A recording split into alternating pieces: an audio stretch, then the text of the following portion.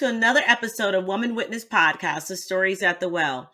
This is a platform where we bring to you voices of women who are out there making a positive impact and making a difference in their lives and their families and in their communities. Today, I have another special guest for you that I know that the conversation and the topic that we're going to cover today is going to bless you. Without further ado, let me go ahead and read to you a little bit about my guest and then I'll introduce her. Today, I'm bringing to you an experienced educator with a background in both public and private teaching across the special education, inclusive classrooms, and one-on-one settings, dedicated to enhancing student success, IEP advancement, and learning achievements for 7th through 12th graders with an autism spectrum disorder. She holds a master's degree in special education and is certified to teach in New York State. Skilled in creativity, adjusting instructional methods to cater to individual students' requirements. Develops a positive strategy and proactive interventions to enhance students' engagement, academic process, progress, mental growth, improvement, social behavioral, and communication skills. Today, I have a very special guest that I want to introduce to you. I want to introduce to you Susan St. Joy. Susan, welcome to the Well. How are you? Thank you so much for that introduction. Wow. I'm so glad to be here. Thank you very much. Well, I'm glad to have you here. And you are out here doing a lot in your community, and you are exceptional. And I can't wait to actually get into a lot that you do. Perhaps that you can shed some light and give us some more insight. Today, ladies, I want to talk to us, and I brought in Susan to talk to us a little bit about our journey and embarking on self-discovery, healing, and just overall spiritual growth. I want Susan to discuss with us the importance of finding that inner peace and finding the ability to celebrate oneself. So, Susan, I want you to talk to us a little bit about who you are. Tell us a little bit about yourself. Thank you so much, Leah. Of course, like you read, I am an educator. I recently resigned in August of 2023 as an educator, and I went back as a substitute teacher. I also went back to school for my doctorate. I'm currently a full-time doctorate student. I'm studying business management. I also have 2 children, a 6-year-old and a 2-year-old. I have a husband. Yes. I'm also the PTA president at my son's elementary school. I'm also on the civic association in my community. So I also am one of the block captain leaders in my community. Wow. So, what is a block captain leader? So pretty much if there's any like issues or concerns, I bring it back to the civic meetings and I bring it back to the board of the civic association. Nice. So that's pretty much what I do. I hand out the newsletters. I go door to door to each home. And if there is a block in the neighborhood that doesn't have a block captain, I help the civic association president seek out a block captain leader for that block. So I love it. Susan, girl, you just do it all. That's amazing. Some of us know our purpose, and I clearly can see yours. I love and I hear your education background and absolutely everything that you do. It not only takes a lot to be a leader, but it takes a lot to go out and mingle and mix and not manage, but work together with people in different areas and different spectrums, from your PTA to your neighborhood to being a mom, a wife. Girl, you are doing it all. And I want you to talk to us about finding that inner peace and how to do it. She was like, I didn't say I had all those answers. The inner peace portion, it took years. Like, I don't want people to think that you just wake up one day and now you're just at inner peace. It doesn't work that way at all. The first thing I started doing a couple of years ago was digging deep into what my purpose is. Although I love teaching and I worked very hard to become a teacher, I knew that there was something else that my purpose was in. I wasn't sure exactly what, but I will go to my classroom every day and, This has nothing to do with the children because I love the kids. But I always felt like there's something else that I feel like that I should be doing, but I couldn't figure it out. Like I couldn't put my finger on it. And I always preach to women, even back then, never stay in a situation where you don't feel fulfilled, whether Mm, it's a job, a career, a relationship. I don't think it's fair to us. And I don't think it's fair to, in this situation, the students, if I don't feel fulfilled. yeah, Because kids know when you're not 100%. It, 100%. they know. They'll be the Yeah, first ones to be able to tell. yep. Mhm. And so while I was trying to figure out what it is that I'm supposed to be doing, I kind of like ignored the thought because I'm like, of course, I went to school, I got my bachelor's, I got my master's. Why would I go through all of that to now be in a career and all of a sudden feel like I don't belong? So, I would kind of like block out, the thought in my head that kept saying like you're supposed to be Just doing something else. yeah, So at yeah. one point I said, okay, maybe I should be an administrator, like a Mhm. principal. So then the pandemic hit and I didn't like what the school leaders had to go through during the pandemic. And That was rough. yeah, and then me being in New York City, I got to really see some of the things that they experienced. And Mhm. so I didn't want that at all. Yeah. And I remember speaking to my brother one day, and he said to me, sis, you're definitely going to be in some sort of political situation because you're always getting involved in things in the community. You're always seeking out how can you help this person, or why is it like this in this neighborhood and why is it not like that. I always just went back to that natural Yeah. concern about certain things around me. But it Mhm. never dawned on me that, To go out and yeah. politics, I'm like the most imperfect person. Perfect for politics.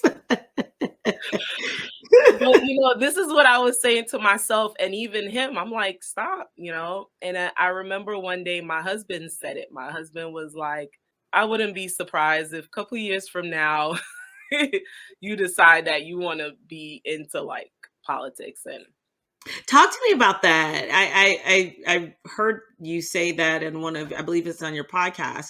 So talk to me about wanting to go into politics. What were some of the changes? Or and I know we can be here all day talking about some of the things that needs to be changed and needs to be implemented, especially in our areas in our neighborhood. But talk to me about some of your major concerns. okay, so I live in Long Island, Okay. and I noticed that, and I guess in some situations it could be a good thing, but I noticed that when it comes down to certain changes, they're not for it. Like they want things to remain the way it always has, whether it was for the past 50 years or 100 years.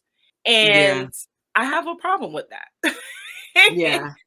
Yeah. And I found myself thinking of certain ways that things could be changed, looking up certain laws, and again, this is just natural. This is just me naturally. And sometimes I would voice those things out loud, and the people Yeah. closest to me would look at me like, you're going to go Wow. into politics. And I'm like, stop it. You don't have to be political to say that something's not right or to want to make a change. And then Mhm. one day I But said to you have myself, and to I'm like, oh my God, they're actually right. yeah.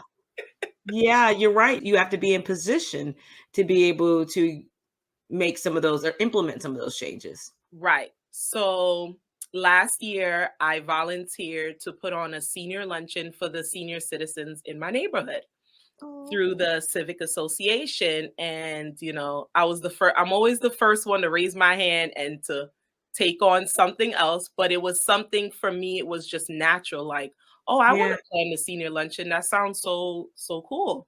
Plus, I Mm, get to meet some of the people in my neighborhood because I'm still yeah. fairly new to my neighborhood.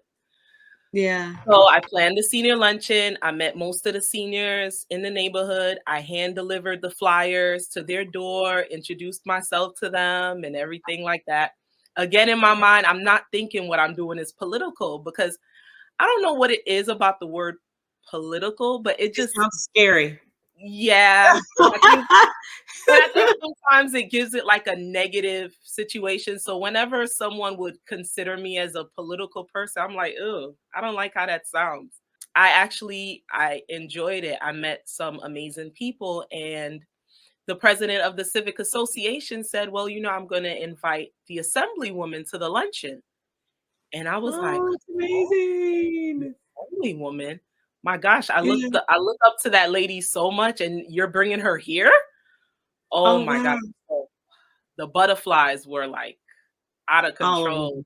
So long story short, I finally met the assemblywoman, and maybe like a couple days later, I said to my husband, "I actually want her to mentor me." Oh, And my wow. husband was like, Yeah. "So since you already met her, send her an email, see what happens." So I sent her an email, and she responded back to me within like a couple of days. And oh, it wasn't an email, it was a written letter. Old school, I Oh, mailed it off. awesome. She responded back to me through email though, inviting me to come to her office. And I went to her office. I spoke to her briefly. She said that she would love for me to be on board as far as helping her be her community liaison. I was like, "Whoa, like Just a whole position for you. I'm used to working in the classroom." I'm like, "Community liaison, like this is That's wow." serious. Yes. So long story short, it actually never happened. She didn't follow through with it for whatever reason. I don't know. I was Mm, thinking maybe she may see me as a little bit of a competition, just a little bit. And it was a thought that I kept dismissing, but then I started to feel that way when I would attend some of her events and she would kind of like ignore me a little bit. Like, I would go up to her, say thank you for putting on this event. And she would yes. kinda like, "Yeah, yeah, yeah, I'll talk to you later." And I'm like, "Whoa." Oh.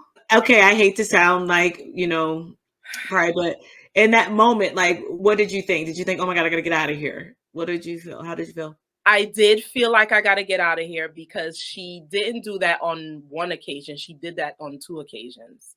And Oh, the second time was actually confirmation for me that, okay, she may be a little bit, I don't know, threatened by me. And the only reason why I say that is because now I'm getting to know a lot of the people in the neighborhood through being PTA president. The school has about 900 children. So I mm, communicate with a lot of the parents. And on top of that, I'm a part of the civic association. So, and it's not a large neighborhood. So it's mhm. kind of like, you know, words are spreading quick about this Yeah, girl named Susan. And so on her end, I'm not sure what she's been hearing. yeah, yeah, So I can't lie, I took it hard because this is someone who I admired her work. I still admire her work. She does yeah. amazing work. But it introduced me early to like the dark side of like Politics. politics and how it Yeah, can really get. yeah. And So especially what did that do to your determination and your dream? Do you still think that you can do it or you wanna do it? at first, when it first happened, I was like, I'm not getting into politics This is too much. because this is like, no, no way. Yeah, And especially, her being someone that looks like me, I'm yeah. like, "Wow, Oh, I'm I'm yeah, not getting into politics." But then yeah, something else inside of me said, "Wait a minute. If she feels." I don't know, I hate using that word because I didn't see myself as that. So I'm yeah. still having a hard time coming to terms with that. Mhm. If she sees me as a threat, does that mean that I can actually do this? I was like, "Wow, I can actually do this." And so I got to the stage of my life now where I'm no longer denying or trying to go against my natural progression. And since naturally I'm going into that political side, I'm not fighting it because for me, I feel like I'm home, so to speak. Like, I feel like this is where I'm supposed to be. Couple weeks ago, I got a phone call from my civic association president saying, "Hey, we nominated you to get the Woman of Distinction Award, the 2024 Woman Distinction Award. Whoa. And because I told you I sub, so I was in the classroom one day and, my phone is blowing up, but I'm like, I'm in the class. I can't answer. I can't just answer the phone. Right. And I finally went into the corner and I answered and I'm telling the kids, shh, I'm on the phone. And she's like, Susan, pick up your phone. Someone from the Assemblywoman's office has been trying to reach out to you and they haven't been getting you. And I'm like, wait, is that the number that kept calling me? So she's like, yes, the Civic nominated you to get the Woman of Distinction Award. And I was like, oh my God, okay, let me call back the number. So I called it back. Long story short, the neighborhood had nominated me for that 2024 award that I guess Wow. annually the Assemblywoman usually hosts this event. And yeah. And I was like, oh my God. Wow. I was like, what is happening? And Wow. then I was Congratulations. I started getting emotional because I'm like, I literally resigned from teaching in August of 2023 and the year just started. 2024 just started and Just it's like started. so many things are changing so fast. Yeah. And I have my days where I don't feel prepared. I feel like, am I ready for this? And I even started like my YouTube channel about celebrating women, which is something that I've always wanted to do. But, sometimes we negatively talk ourselves out of so many things. Sure. Sure. Yeah. Okay. You have tears in your eye. Don't do. I hear you so loud and clear. And number one, congratulations. And from what I hear, you deserve it. And it's not until you let go of what's comfortable and start walking in what's unfamiliar and foreign is when those doors start to open. And just perhaps these are the steps that you're supposed to be taking. And I love everything that you said, and I think it really lays the foundation of where we're going today. But I will say this: sometimes I believe that God will show you one side of things, right? And although you don't know what was going on in this person's mind at the moment every time she interacted with you, but you've seen and you now know how that made you feel. And whether or not, it was just something that slipped her mind, or maybe she sees a lot of different people, or maybe there's like a lot of chaos going on behind the scenes that you're unaware of. Maybe just perhaps you can now take that experience. And when you are in that position, you'll know I'm not going to make anybody feel like that because you're stronger. But what if it's somebody who says, you know what? Forget it. If this is how everybody is, I'm not taking this path. And they will walk away from something that God had already predestined for them. Okay, that was my 2 cents. So you go, girl. I'm proud of you. And you got my vote if I can vote for it. Okay. I want you to talk to some of us about, you just told us a small bit of self-discovery and digging in on who we are as individuals and our fullest potential. Sometimes I do believe that we will get hints and clues from people that begin to push us into our purpose. I want you to talk to some women who are listening right now who may feel that what they really feel that they want to do or they're called to do, it's so far out of reach. Talk to some of those women. Never feel like your purpose is far out of reach. I say that because I saw politics as something far away. But I think for me was I started listening to myself more. And I feel like Mm. as women, since childhood, we're used to being told what to do, how to dress, how to look, whether it's through social media, whether it's through our parents, whether it's through our families. I think naturally as women, we try to be everything to everyone. Yeah. Like, okay, we have to be the perfect wife to our husband. We have to be the perfect mom to our kids. And I think doing all of that, we don't give ourselves a chance to listen to who are we? What do we want? What makes us feel like we're not working? Yeah. I'm 37 years old. It took me 37 years Yeah. to finally realize, okay, this is what it is. But I think the reason why it took me so long, I like to keep myself busy. And I think as Yeah. women, we We like to keep ourselves. most of us we're guilty of it. We like to keep Yeah. ourselves busy. We have to be in control of everything. And in doing so, we don't allow ourselves a chance to just sit back, think about for a minute what it is that inspires us to keep going.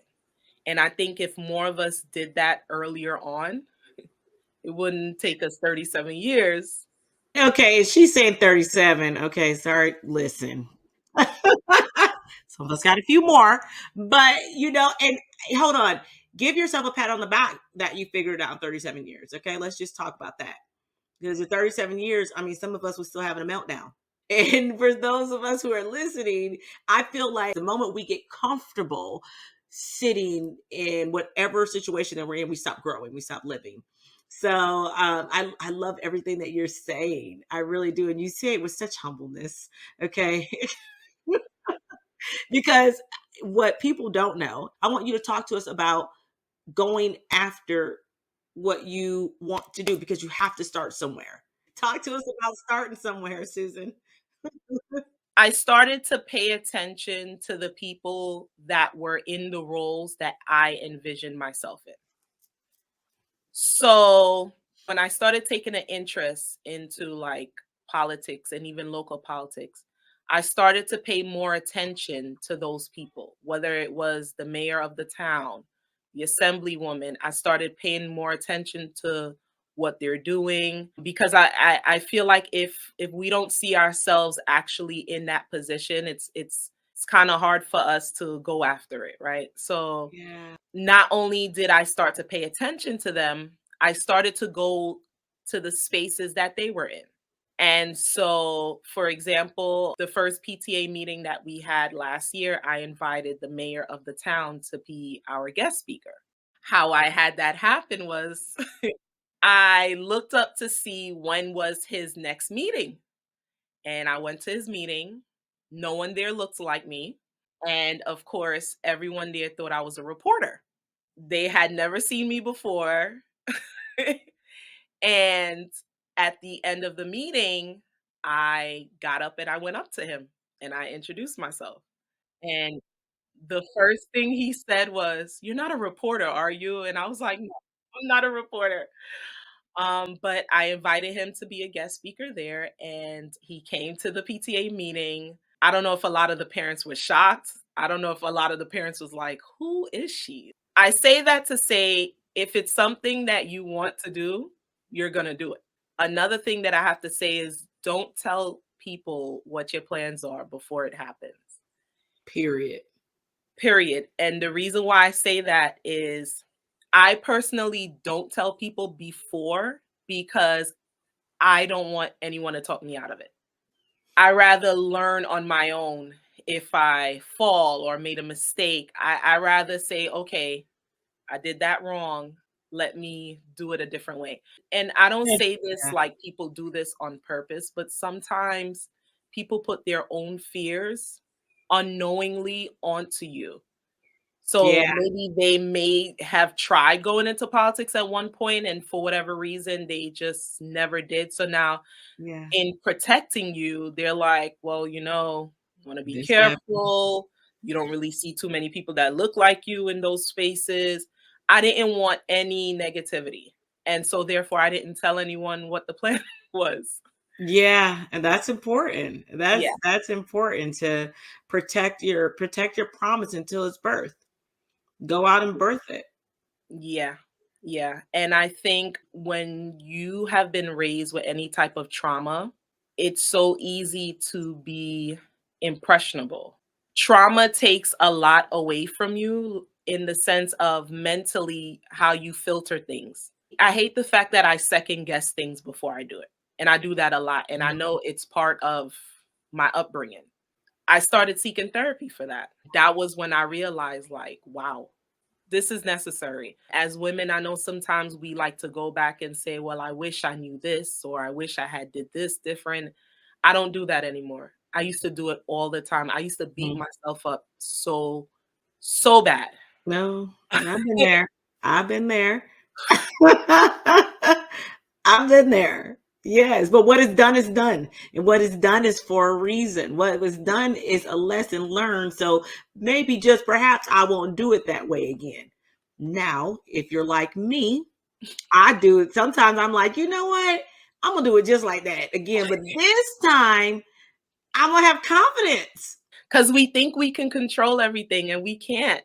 And it's so No. hard to admit that, but we think we are so in control. Oh man. Yeah. Woo. Yeah. And I think sometimes God looks at us like, okay, All right, all try right. it. Try it. Okay, so you know what? Hold on. You said something, and I want to really bring this in because this is so important. And I know I'm not the only one who does it. Susan, you are not the only one who does it. And anyone who is listening who can sit with themselves and have an honest moment. There has been times where you raised your hand or you spoke out of turn or somebody took you out of your happy place and all of a sudden you did something or you said something that you wish you could take back, or maybe you call, you get on the phone and you be like, oh my god, how did that look, or what do you think people are going to think, I have been there too many times. I wasted too many nights, too many days worrying about what people would think. And then once I got over what people think, and then I started beating myself up over it. But when I stopped and actually thought about it, and I said, you know what, Leah?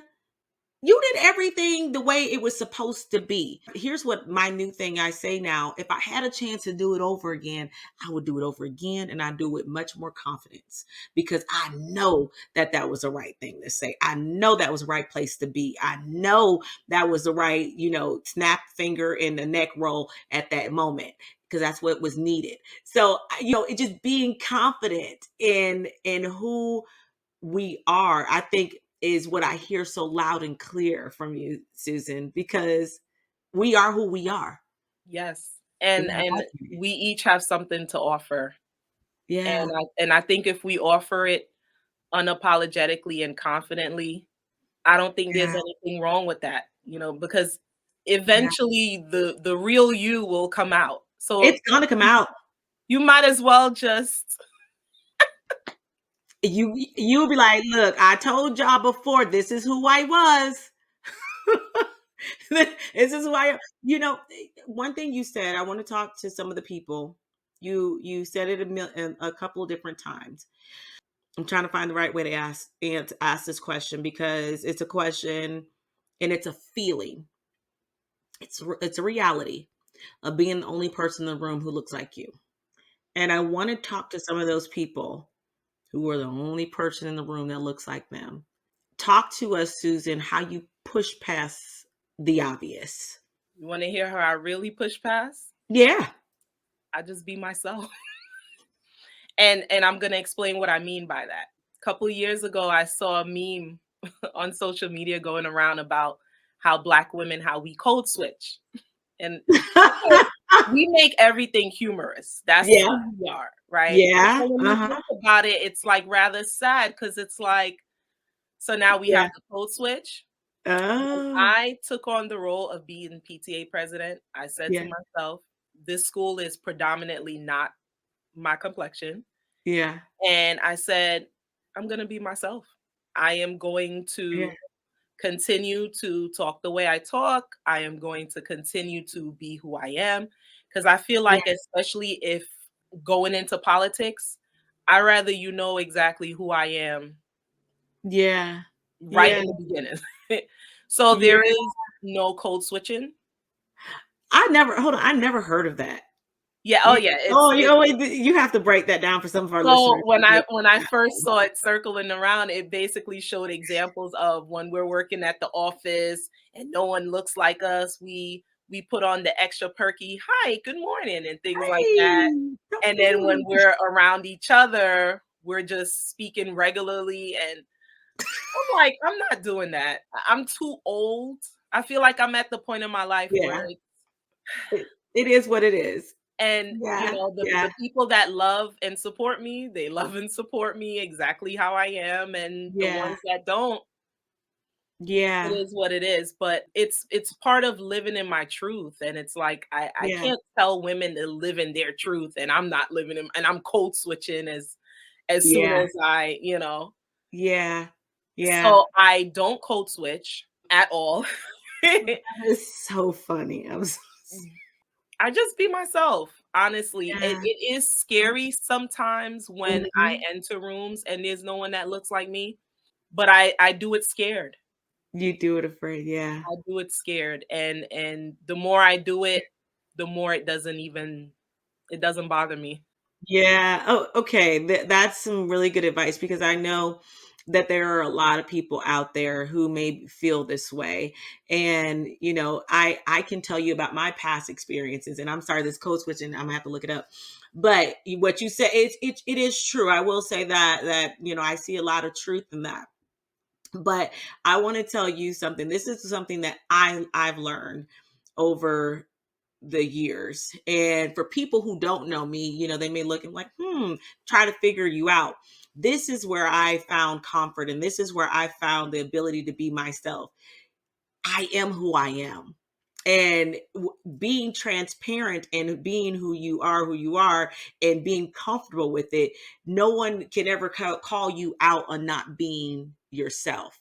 So for me, I'm sorry, I'm still stuck in this code. I want to look it up right now because, because here's the deal: if you're happy, be happy. If you have a I'm not playing line, have a I'm not playing line. And I think, people who you just meet, you're not going to know that about anybody, regardless of how they look. I mean, people could be happy, people could be the meanest, toughest person, and they are just a big freaking teddy bear and they're a comedian and behind closed doors. So I love what you said, and I'm glad we're talking about. We need to talk about it. These are conversations that we need to talk about because it's important. I think it's extremely important because it's important to one, be who you are. Can I give a confession? This is not even about me, but I want to talk about it. I used to I I changed my hair. And people, if you don't know about black women, we change our hair. And it's not just a black thing because if you white, Mexican, Puerto Rican, it doesn't matter. If you want to change your hair, change your doggone hair. Okay? Get some braids, get a wig, do whatever you want to do, be you.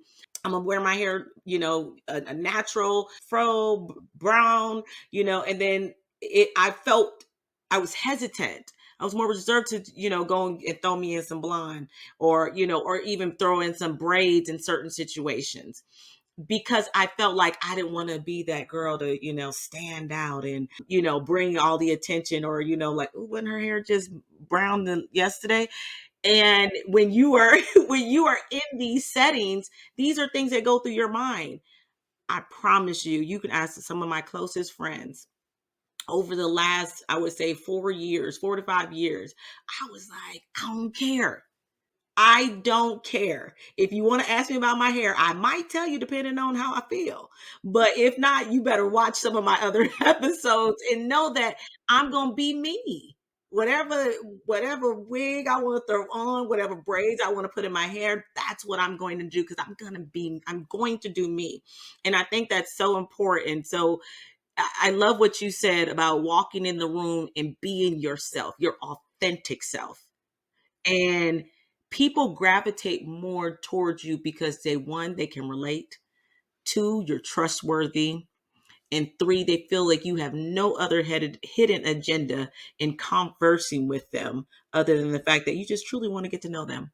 And I think that has no color. Yes. Yes. It's basically blurring the lines between what separates you from me and what separates me from you. And it's easier to just not have to keep up with the facade. Having to keep up with the image and the facade, it's too much. But when it comes naturally, you don't have to think about it, you know? So I just think it's important that as women, we just be ourselves. And the people that respect you for you, they will gravitate towards you. And I think that's the most important thing. And if I'm going to really take politics seriously, which I am, I have to know how to get to know people and how to make people feel comfortable around me because they see me being comfortable. And like you said about the hidden agenda, That way no one feels like, okay, what is her agenda? What is her, like, they don't have to feel uncomfortable about whatever they think my agenda might be. And so Right. Right. I Yeah. think especially because I'm in a new neighborhood and my kids are growing up here, I feel like it's just so important for me to just Be visible. Make the yeah. changes that you see the changes that are needed, and it takes a very special, determined person to do it. Susan, I can do it. I mean, I don't think I could. It's not my jam. I'm more I'm more like, "Susan, here's what I think needs to be done. Could you help me get this accomplished?" I need a Susan on my team because I be having some good ideas, but I don't really wanna do them. And believe me, people do come to me with their ideas. I'm like, why do people keep coming up to me? You need a representative. You need somebody who okay, so I participated after 2020. I said I'm done.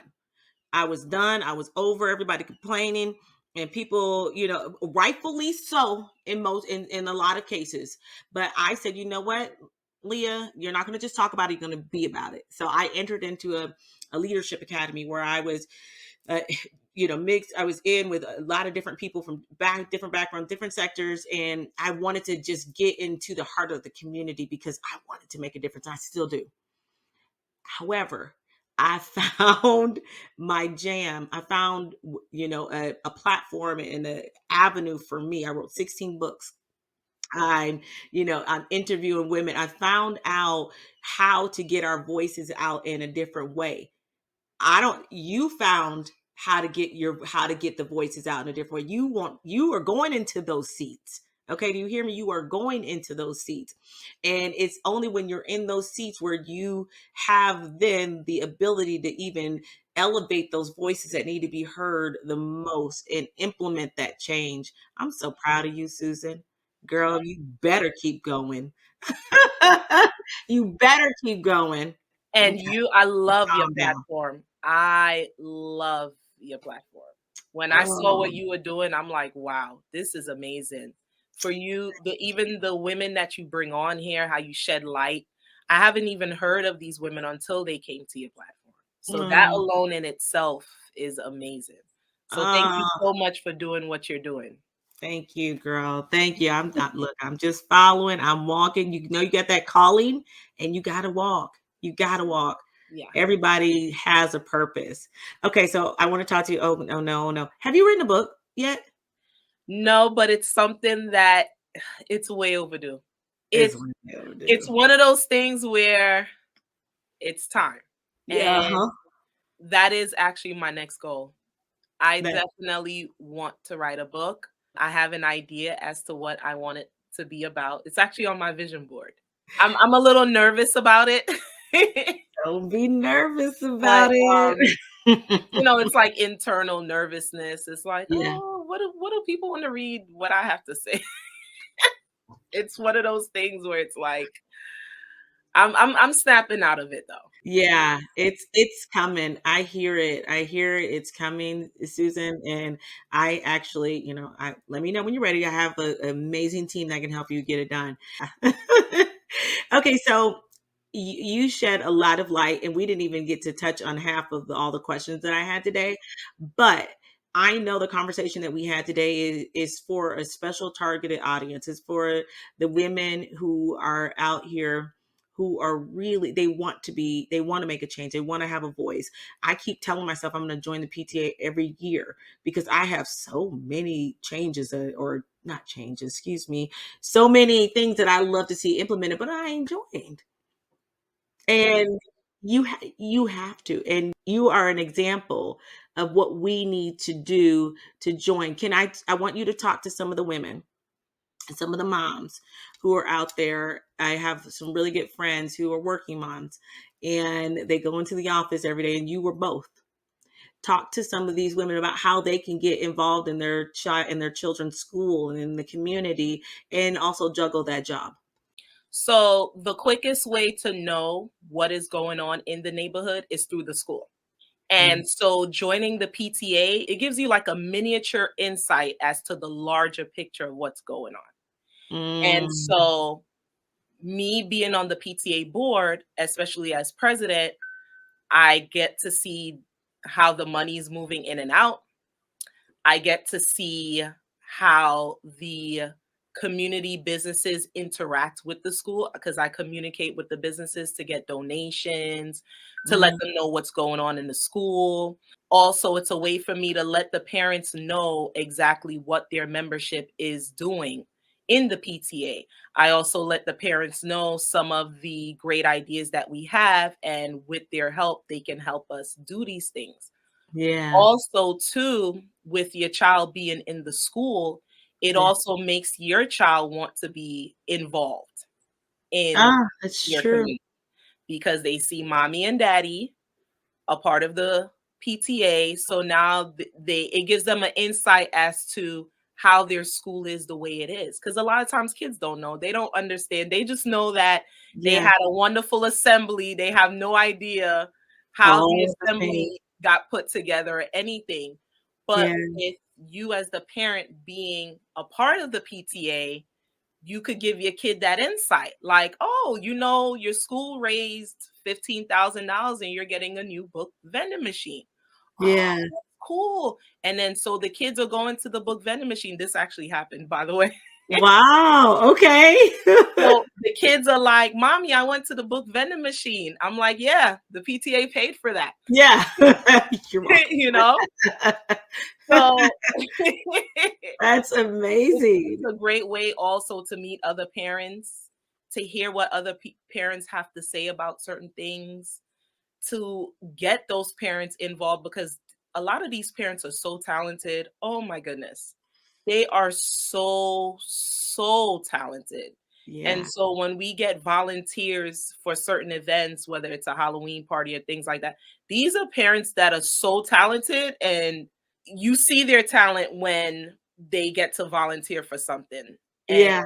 you realize like, wow, so I encourage them to get involved as much as possible.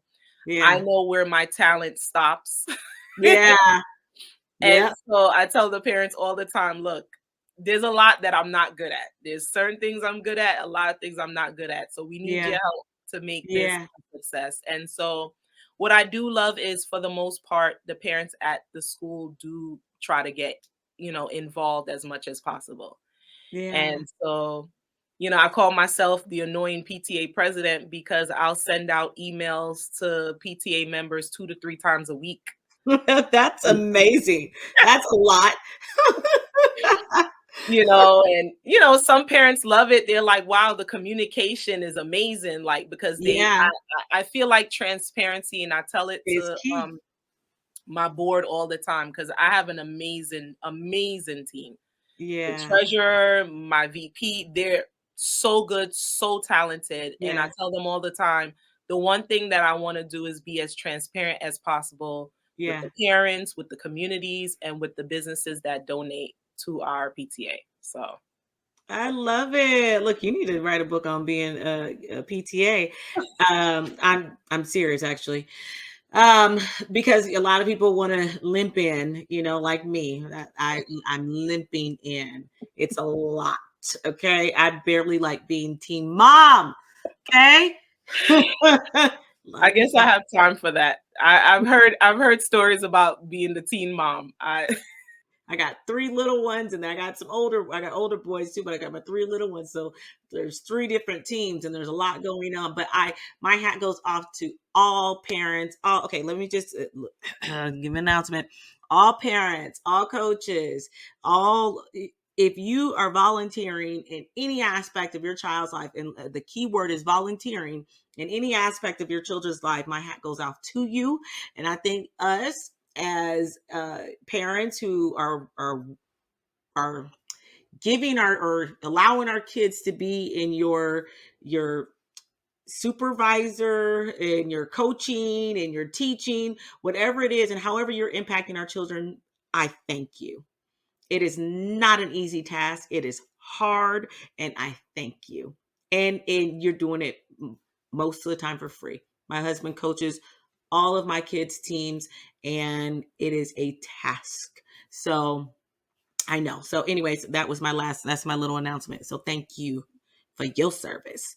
I want to just I want to, before we get out of here, Susan, and before I let you go, I want you to talk, I want you to leave our listeners with some words of positivity. I want you to leave them with something to kind of maybe recap or something that we said today, something that they could take with them to use throughout the week.